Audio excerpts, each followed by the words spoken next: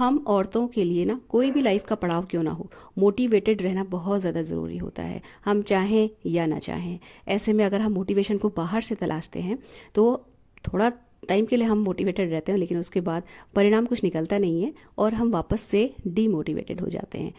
और होता यह है कि हम इतना ज़्यादा थक चुके होते हैं लाइफ के उतार चढ़ावों से, अपने आसपास रहने वाले लोगों की टॉक्सिसिटी से, कि हम ये भूल जाते हैं कि जो बिगेस्ट सोर्स ऑफ मोटिवेशन है वो हमारे खुद के अंदर है। इसलिए इसको बाहर से मत तलाशिए, अंदर से मोटिवेटेड रहिए, बड़ा सोचिए, अपने लिए नए नए माइलस्टोन खुद स्टैब्लिश करिए। चाहे आप उम्र के किसी भी पड़ाव पे हो, खुद को अपडेट रखिए और अपनी प्रेरणा का स्रोत खुद बनिए।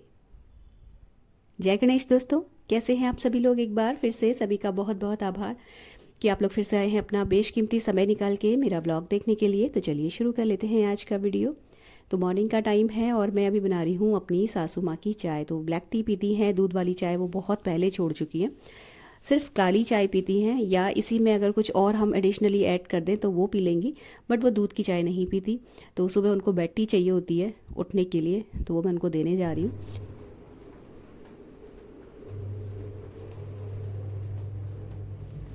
अम्मा चाय ले लो, चाय रखिए। अब मैं पोछा झाड़ू आके कर दूंगी। हाँ, अभी मैं घूमने जा रही हूँ, देर हो रही मेरे को। तो यहाँ पे ना मुझे थोड़ा सा लेट हो गया था। सिर धो के एक तो नहाना था मुझे, ऊपर से कपड़े भी धुलने थे। हल्का हल्का मुझे फ़ीवर सा लग रहा है, मतलब फ़ीवर तो नहीं कह सकते, हाँ कोल्ड हो रहा है। तो कोल्ड की वजह से जो हरारत होती है ना, वो मुझे हो रही है। और टाइम से वॉक पे जाके वापस आने, जल्दी आने का भी प्रेशर है, क्योंकि अभी तक ब्रेकफास्ट हम लोग कुछ भी कर लिया करते थे, रात का बचा हुआ भी खा लेते थे, या सुबह कुछ ऐसा बहुत ज़्यादा नहीं बनता था।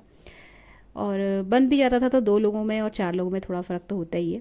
फिर ये रहता है कि आप थोड़ा सा सॉर्टेड रहते हो जब आप अकेले रहते हो, लेकिन जब साथ में कोई रहने आ जाता है तो आपको थोड़ा सा सोचना पड़ता है।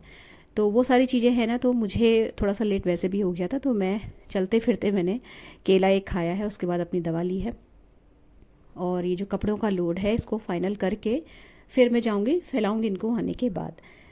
अच्छा, एक कोई आप में से ही पूछ रहा था कि कपड़े धोने का क्या प्रोसीजर है। देखिए, सेमी ऑटोमेटिक वॉशिंग मशीन है मेरी, और बहुत ही नॉर्मल तरीके से कपड़े धुलते हैं, क्योंकि मुझे लगता है ज़्यादातर लोगों के घर में यही होती है। फुली ऑटोमेटिक शायद कम ही लोग रखते होंगे। तो ये इस वॉशिंग मशीन में थोड़ा सा काम बढ़ता है, मतलब आपको थोड़ा सा ज़्यादा मेहनत करनी पड़ती है, क्योंकि ये मतलब मैन्युअली भी इसमें काम करना पड़ता है हम लोगों को। तो मेरा ये है कि जैसे नॉर्मल कपड़े धुलते हैं ना, तो मैं जब यहाँ पे स्पिन टब से कपड़े निकालती हूँ तो उनको यहीं पर हाथ के हाथ झाड़ के उल्टा कर लेती हूँ। ऑलमोस्ट मैं हर कपड़ा उल्टा करके ही फैलाती हूँ, क्योंकि गर्मी का टाइम है। भले ही आप 1 या 1.5 घंटे के अंदर ही कपड़े क्यों ना छत से उठा के ले आओ धूप से, कपड़ों का रंग जाता ज़रूर है। तो यहाँ पे ये रहता है कि थोड़ा सा उल्टा करके डालो कपड़े तो थोड़ा कम फ़र्क पड़ता है। और अगर रंग उड़ता भी है ना, तो उल्टी साइड वाला जो होता है उस साइड का उड़ता है, सीधी साइड का नहीं उड़ता इतनी जल्दी। तो यहाँ पे मैं इसलिए कर ले रही हूँ क्योंकि यहाँ पे ना देखिए, मैं खड़ी हूँ छाया में अभी, मतलब नहीं मेरे सर के ऊपर धूप नहीं है। लेकिन अभी जब मैं 8 या 8:15 बजे के अराउंड इनको छत पे फैलाने जाऊँगी तो अच्छी खासी तेज़ धूप होती है। उस वक्त जो है उनको उल्टा करना देन डालना, तो बहुत टाइम भी जाता है, धूप भी लगती है। तो यहाँ पे उल्टा करके सारे कपड़ों को मैं वॉशिंग मशीन, ये सॉरी, बाल्टी में रख के जाती हूँ, और आने के बाद सीधे छत पे फटाफट से फैलाए और चिमटी लगाई और काम ख़त्म। वॉक से आने के बाद फिर सीधे आके पहले मैंने आटा लगाया। अच्छा, मैंने आपको बताया जैसा कि मैं नहा के गई थी, तो आके ऐसा कोई वो नहीं रहता कि थोड़ा सा सॉर्टेड रहता है दिमाग, नहीं तो इस वक्त नहाने का भी आधा घंटा स्पेसिफिकली अलग से चाहिए होता है। तो आटा लगाया है और हरी सब्जी बनेगी। तो ये चौलाई की सब्ज़ी हम लोग मंडी से लेके आए थे, ये मेरी जो सासू माँ है उन्होंने साफ़ करके बीन के रखी हुई है। तो ये बस सिंपली मैंने फटाफट से काटी है और लोहे की बड़ी कढ़ाई में मैंने इसको छौंक दिया है। तो सरसों के तेल में सूखी लाल मिर्च, ज़ीरा, हींग और 2 मीडियम साइज़ के प्याज काट के डाले थे, और उसमें ये जो चौलाई की सब्ज़ी है ये हरी काट के डाल दी, नमक मिर्च हल्दी डाला, और ये फटाफट से बन जाएगी। तो मुझे लग रहा था कि ये कम पड़ेगी ना, तो मैंने इसमें एक बीच में मीडियम साइज़ का एक आलू भी काट के डाल दिया था, जिससे कि ये चारों लोगों के लिए पूरी पड़ जाए, क्योंकि और दूसरी कोई सब्ज़ी है नहीं। ये जो मैंने अभी आपको ढक्कन उठा के दिखाया, ये लास्ट डे की बची हुई आलू की सब्ज़ी है। आटा लगा दिया है, कल जो है मतलब लास्ट डे एकादशी थी तो वो आलू बनाए थे सेंधा नमक वाले, वो रखा हुआ है। ये छोटे ग्लास की बोतल में चावल रखे हुए हैं, जो कि एकादशी के नेक्स्ट डे हम सबके सब मुंह में डाल लेते हैं व्रत का पारायण करने के लिए। और ये है जी दिन की दाल भिगो रखी है मैंने, मूंग की, छिलके वाले मूंग की। सैलेड काट के रख दिया है। चटनी रात की पिसी हुई है, सेंधा नमक की चटनी भी पीसी थी मैंने व्रत के लिए। दही वगैरह सब कुछ निकाल के बाहर रख दिया है और अभी 9:15 हो रहे हैं। तो इसके बाद फिर मैंने जो है फटाफट से जो दाल है वो छौंकी। तो सूखी लाल मिर्च देसी घी में डाली है, ज़ीरा डलेगा, हींग डलेगी और डलेगी देगी मिर्च। देन उसके बाद ये दाल सिंपली छौंक दी जाएगी और चावल भिगो के फिर मैं चली गई थी ऑफिस। शॉप पे जाने से पहले कपड़े भी लाने थे, आज कपड़े भी धुले थे। एक दिन 2 दिन छोड़ के ही मैं कपड़े धोती हूँ, तो वो आज ढेरों धुले हुए हैं, तो वो मैं लेके आऊँगी अभी। दाल लगा दिया है तड़का, तो यहाँ से किचन से थोड़ा सा टेंशन फ्री होके देन फिर मैं कपड़े वपड़े फोल्ड करके तब जाऊँगी। अच्छा, फिर जब मैं शॉप पे गई थी ना तो थोड़ा जल्दी आज घर आ गई थी, क्योंकि 1 या सवा बजे के अराउंड मेरे हस्बैंड का डेंटिस्ट के वहाँ नंबर लगा हुआ था और कुछ दांत का ट्रांसप्लांट होना था। तो मतलब मैं भी साथ में जाऊँगी, तो फिर मैं जल्दी घर आई। यहाँ पे जो है चावल में प्रेशर लगाया और उसके बाद जो है मदर इन लॉ को मेरी ननद खिला देंगी, मैं उनको ये बोल के चली गई थी वापस से शॉप पे। और वहाँ से मेरे हस्बैंड ने मतलब मुझे रास्ते से ज्वाइन कर लिया था। फिर हम लोग गए हैं डेंटिस्ट के पास और वहाँ हमें लग गया था अच्छा खासा टाइम। तो मतलब वही है ना कि हालांकि उनके पास हमारा जो है नंबर लगा हुआ था और उन्होंने हमें 1 बजे बोल दिया था आने के लिए, लेकिन हम ही लोग लेट हो गए तो वो नंबर निकल गया। और जब नंबर निकल जाता है ना एक बार, उसके बाद मतलब थोड़ी दिक्कत हो जाती है, देर लग जाती है, क्योंकि फिर वो जो आगे आ जाते हैं लोग, उनका पहले डॉक्टर जो है उनको पहले बुलाते हैं, उसके बाद जिनका छूटा हुआ रहता है उनको एक एक करके बुलाया जाता है। कुछ इस तरीके का सिस्टम है हमारे शहर में, बाकी मुझे नहीं पता क्या होता है, लेकिन बहरहाल नंबर निकलना एक बहुत बड़ी प्रॉब्लम हो जाती है। तो या तो टाइम से पहले पहुँचो, नहीं तो बिल्कुल राइट टाइम पहुँचो। तो उसके बाद खैर मैं भी जब शॉप से आई हूँ ना तो एक बार और थोड़ा सा टचअप किया, क्योंकि अब हो गई है गर्मी और बहुत तेज़ धूप भी होने लगी। तो थोड़ा सा भी 5 मिनट के लिए भी घर से बाहर निकलो या मतलब थोड़ा सा भी चलो या स्कूटी से जाओ ना, तो चेहरा एकदम से डल पड़ जाता है। तो आके थोड़ा सा ठंडे पानी के छींटे मारो, तब जाके फ्रेशनेस आती है। और ये गर्मी अब ज़बरदस्त होती चली जाएगी, बढ़ती चली जाएगी, ये सोच के अभी से घबराहट हो रही है मुझे। खैर हम लोग जब डेंटिस्ट के पास गए थे, उसके पास वहाँ से आने के पास मतलब खाना वाना खाया, मेरे हस्बैंड भी साथ ही आ गए थे, वो खा के थोड़ी रेस्ट करके चले गए। जैसे और लास्ट टाइम जब मैं पंगोट गई थी उससे पहले भी मैंने नेल आर्ट करा था, तो उसके बाद ना मुझे थोड़ा सा कहना चाहिए इंस्पिरेशन मिल गई, या मुझे थोड़ा सा मेरा हौसला और बढ़ा है, क्योंकि उस टाइम पे बहुत अच्छी बना ली थी मैंने। और मुझे नेल आर्ट बहुत पर्सनली अच्छी लगती है करनी भी, और दूसरों के हाथ में देखना भी अच्छा लगता है। तो मैं जब कोई चीज़ ऐसी देखो ना, तो यूट्यूब में अपने आप ही वो सारी ही चीज़ें आपके सामने दिखने लगती हैं। तो उन्हीं में से एक डिज़ाइन मुझे क्लिक कर गया था, तो वो मैंने सेव करके रखा हुआ था। तो सिंपली मैंने वो अभी वही वाला शॉर्ट चलाया और बना रही हूँ मैं यहाँ पे नेल आर्ट। तो थोड़ा सा अभी मैं सेकेंड टाइम बना रही हूँ ना, तो थोड़ा सा मुझे कॉन्फिडेंस आया और कुछ चीज़ें क्लियर हुई हैं। तो इसमें ये मुझे क्लैरिटी मिली है कि जब आप बेस कोट लगा लेते हो, उसको ड्राई होने के बाद अच्छे से ड्राई होने दीजिए। अच्छे से नहीं भी होने देते हैं तो थोड़ा उसको ड्राई होने दीजिए, उसके बाद ऊपर डिज़ाइनिंग करें। गीले में नहीं करना है, पहली चीज़ ये समझ में आ गई। दूसरा, वैसे तो टूल्स आते हैं इसके, बट टूल्स नहीं है मेरे पास, तो जो है उससे बना रही हूँ। ये जो मैंने डॉट्स लगाए थे ना, इनको ज्वाइन करना है एक स्पेशल टेक्निक के साथ। वो मुझसे नहीं हुई, कहीं कहीं पर हो गई, कहीं कहीं पर नहीं हुई। बहरहाल जो भी हुआ फाइनल लुक ठीक ठाक आ गया था। और उसके बाद जो है फिर मैं रेस्ट करी थी। और क्योंकि ये जो नेल आर्ट होती है ना फ्रेंड्स, आप समझ लो कि इसमें जनरली 2 कोट होते हैं। तो 2 कोट जब नेल पेंट के लगते हैं ना, तो उनको ड्राई होने में टाइम लगता है। और अगर आप ऐसे ही किसी काम को करने लगो तो उसके ख़राब होने के चांसेस बहुत ज़्यादा होते हैं। तो जब भी आप रेस्ट करने जाओ, या आपको लगे कि आप आधा घंटा फ्री हैं, आपके हाथों से आपको कुछ भी काम नहीं करना है, तभी कीजिए।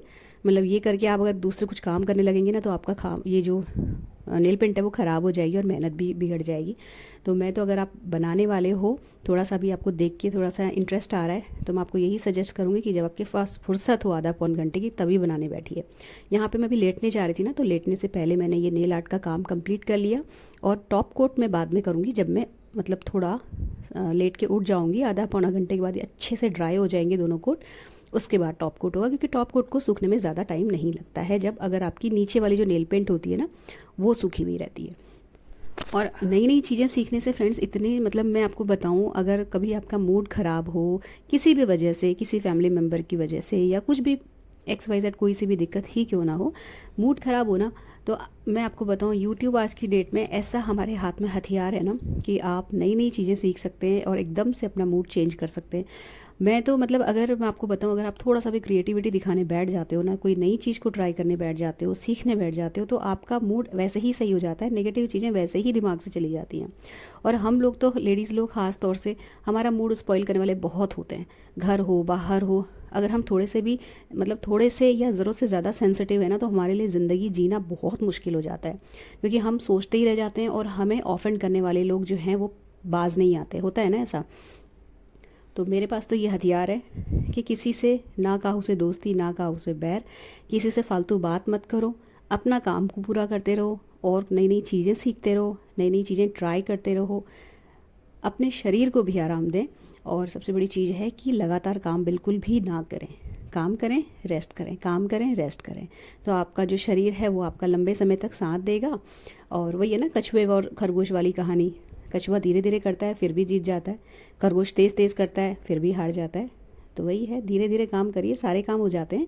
और मनोबल टूटने मत दीजिए। देखिए किसी के कहने सुनने से कुछ नहीं होता है, आप अपनी मनस्थिति को खुद ही सही रख सकते हैं। क्रिएटिव रहिए, नई नई चीज़ें सीखिए, ये ही रामबाण है आपका, आपको हमेशा अपडेट रखने का। जिसने सीखना छोड़ दिया वो समझ लीजिए उसकी आधी मृत्यु तो ऐसे ही नेल आर्ट हो क्यों रही है।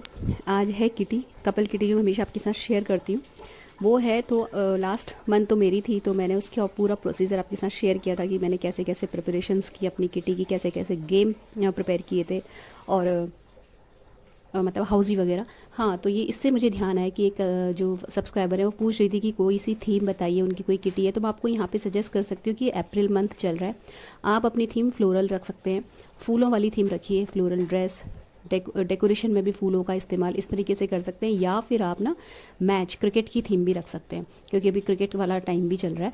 तो थोड़ा सा ड्रेसिंग में अगर आप अगर कर सकते हैं तो, नहीं तो कुछ कुछ गेम अगर आप यूट्यूब में ढूंढेंगे ना मंथ वाइज, तो आपको बहुत सारे गेम दिख जाएंगे। बस आपको थोड़ा सा टाइम से रिसर्च करनी पड़ेगी, क्योंकि प्रैक्टिकली ना गेम जो होते हैं देखने में लगते हैं कि बहुत इंटरेस्टिंग है, लेकिन कई बार बोरिंग भी बहुत हो जाते हैं, या ऐसा लगता है कि बहुत इजी है खिलाना। लेकिन आप एक जब ग्रुप को खिला रहे होते हो तो आपको थोड़ा सा क्रिटिसिज्म भी झेलना पड़ता है। तो थोड़ा सा पहले से प्रिपरेशन करना शुरू करिए। मतलब अगर आपकी किटी 10 दिन बाद है ना, तो आज ही से लग जाइए गेम्स में एंड हाउसी में।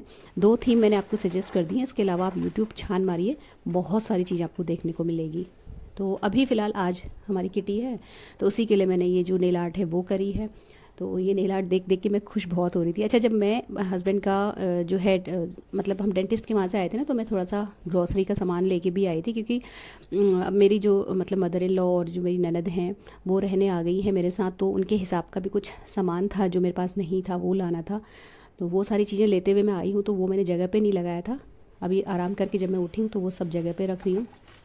जहाँ तक रात के डिनर की बात है, तो मैं और मेरे हस्बैंड बाहर खाएंगे, और जो मेरी सास हैं और ननद हैं उनका खाना वो खुद देख लेंगी। मेरी जो ननद है वो, उन्होंने बोला था कि मैं वैसे दाल बची हुई है दिन की मूंग की, बट वो कह रही थी कि हम मैनेज कर लेंगे, तो वो देख लेंगे, तो मुझे उसका टेंशन नहीं है फ़िलहाल। तो मैंने यहाँ पे जितना सामान था वो सारा रिफ़िल किया। अच्छा, एक प्रश्न बार बार आता है और वो मैं बहुत बार मैं क्लियर कर चुकी हूँ।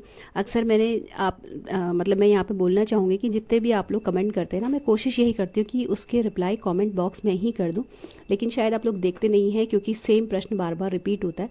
तो आप लोग जो प्रश्न करते हैं ना, एक बार उसका आंसर चेक कर लिया करिए, क्योंकि मैं इतने ज़्यादा कॉमेंट आते नहीं मेरे वीडियोज़ में कि मैं कर ना पाऊँ, इसलिए मैं पर्सनली हर कॉमेंट का रिप्लाई कर देती हूँ।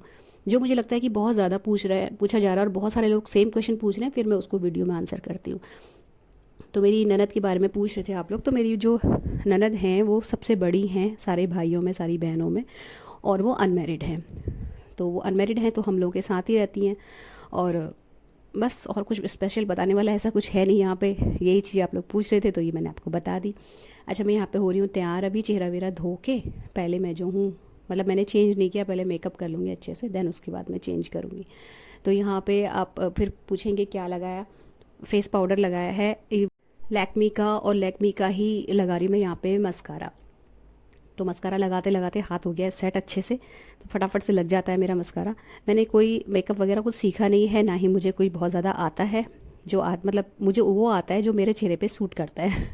तो वही मैं आपको बताऊं कि आपको ये पता रहना चाहिए कि आपके चेहरे पे और आपके बॉडी टाइप पे सूट क्या करता है। अगर आपको ये चीज़ों का थोड़ा सा भी समझ में आ गया ना कि ये चीज़ मुझ पर ज़्यादा अच्छी लगती है या ये चीज़ मुझ पर थोड़ी कम अच्छी लगती है, तो आप अपने लिए खुद के लिए स्टाइल पिक करना अपने आप सीख जाएंगे। तो सबसे ज़्यादा ज़रूरी ये रहता है कि आप ना खुद को शीशे पे अच्छे से देखो पहले, कि क्या एग्जैक्टली जो मैंने पहना है वो मुझ पे जा भी रहा है या नहीं जा रहा। कि जैसे कि हर कलर हर स्किन टोन के लिए नहीं बना है, हर का जो शेड होता है कॉस्मेटिक्स का वो अलग होता है जो कि उन पे सूट करता है, और ये चीज़ धीरे धीरे अप्लाई करने के बाद समझ में आती है बहुत टाइम के बाद कि एग्जैक्टली मेरी स्किन टोन के साथ कौन सी शेड की लिपस्टिक अच्छी लगेगी या कौन से शेड का, जैसे फाउंडेशन वगैरह भी लोग लगाते हैं तो मैं तो नहीं लगाती, पहले लगा लिया करती थी बट बहुत ज़्यादा ज़रूरत पड़ती नहीं। और एक टाइम के बाद ना जब थोड़ा सा स्किन में हल्का सा ढीलापन आने लगता है ना तो बहुत ज़्यादा कहना चाहिए बेस जो होता है नहीं अच्छा लगता है स्किन के ऊपर। इससे ज़्यादा अच्छा ये रहता है कि आप अपनी स्किन की क्वालिटी को इम्प्रूव करो अच्छे खाने से और बढ़िया स्किन केयर करके। लिपस्टिक आप पूछेंगे फिर से, इसलिए मैं यहाँ पे दोबारा से दिखा दे रही हूँ। एक मेलिन का 807 ब्रांड है और एक सेम मेलिन कंपनी का ही 812 नंबर का शेड है, और दोनों ही अच्छे हैं। गेहुए से गोरे रंग के बीच में जो शेड्स आते हैं उन पे ये अच्छा लगता है, रस्ट कलर है बेसिकली। और जो 807 वाला मैंने आपको शेड बताया वो थोड़ा सा मरून है, बट मरून कलर ना थोड़ा सा जो है आपको पर्टिकुलरली दिखाता है कि जैसे कि आप किसी पार्टी के लिए रेडी हुए हो। लेकिन ये जो 812 वाला शेड है हम लोगों के स्किन टोन के हिसाब से बहुत बढ़िया है, आप चाहो तो ऑफिस में भी वियर कर सकते हो, नहीं तो ये वैसे ही हमेशा ही अच्छा लगता है। तो उसके बाद ये जी मतलब मैंने चेंज कर लिए कपड़े और ये मैं डाल रही हूँ कान में ऑक्सीडाइज्ड ईयररिंग्स। तो बहुत महंगे नहीं है, ऐसे ही स्टॉल से ही लिया था मैंने। अच्छा जा रहा है इस ड्रेस के साथ, इसका जो कलर कॉम्बिनेशन है ब्लू के साथ, तो वो मैंने भी पहन लिए हैं। हाथ में घड़ी पहनी है और दूसरे हाथ में जो मोटा वाला कंगन आप देख रहे हो वो भी ऐसे ही किसी स्टॉल से ही लिया हुआ है, मतलब बहुत महंगा कोई सा भी चीज़ नहीं है। तो बस हो गए रेडी। बहुत ज़्यादा देखिए महंगी चीज़ों की ज़रूरत नहीं पड़ती है, अगर आपके ऊपर कोई चीज़ बहुत अच्छी लग रही है वो सस्ती हो तब भी अच्छी लगेगी। तो हो गए हम जी तैयार पार्टी में जाने के लिए और एंजॉय करने के लिए। तो ये ब्लॉग यहीं पर समाप्त होता है। अगर अच्छा लगा हो तो वीडियो को लाइक शेयर ज़रूर कीजिएगा, चैनल सब्सक्राइब कर लीजिएगा, बेल आइकन हिट कर लीजिएगा। मिलते हैं नेक्स्ट ब्लॉग में। Till then take care, stay healthy, happy and positive. Thank you.